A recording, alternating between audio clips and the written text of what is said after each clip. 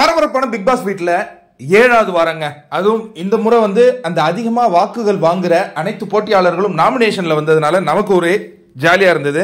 அதில் முத்துக்குமரன் பயங்கர லீடு எடுத்திருக்காரு. அவரை தொடர்ந்து சௌந்தர்யாவை தொடர்ந்து விஷாலை தொடர்ந்து ராணவ் இருக்காரு. ஜாக்லின், அருண் பிரசாத் இவங்க இருக்கிற இந்த காட்சிகளை பார்க்கின்றோம்.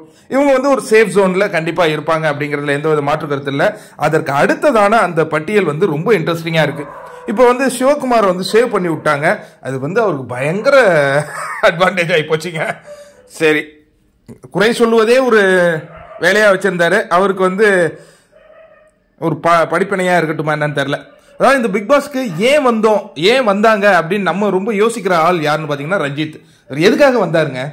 ஒரு கண்டஸ்டன்ஸனுடைய இடத்த வின் பண்றாரு. உள்ள அவர் கேமும் ஆட மாட்டாரு. அவருக்கு ஏதோ ஒரு ஈகோ தடுத்துக்கிட்டே இருக்கு. உண்மையாலே கண்டிப்பா ஒரு நேர்மையான மனிதர்லாம் கிடையாது. ஏன்னா இந்த பிக் பாஸ் ஷோவுக்கு அவர் நேர்மையா இல்லையே, சும்மா வந்து அப்படியே உட்கார்ந்து இருந்துட்டு போறதுக்கு வந்திருக்காரு. அருண் பிரசாத்தை தொடர்ந்து பவித்ரா இருக்கிறாங்க. அதற்கு அடுத்ததாக ஆனந்தி.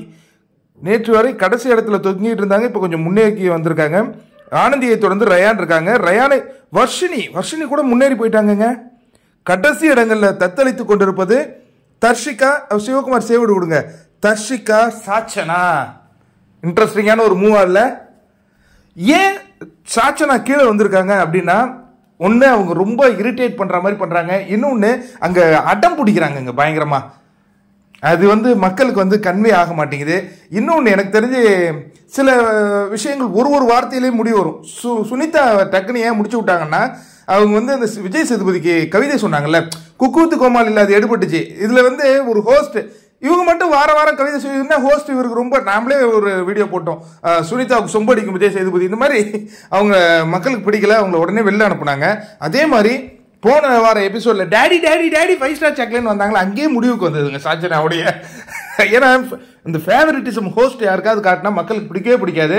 அந்த பொண்ணு தெரிஞ்சு பண்ணிச்சோ தெரியாத பண்ணிச்சோ ஒரு 5 ஸ்டாருக்காக ஒரு வாரத்தையும் அந்த பொண்ணு இழந்தாலும் வாய்ப்புகள் உண்டு.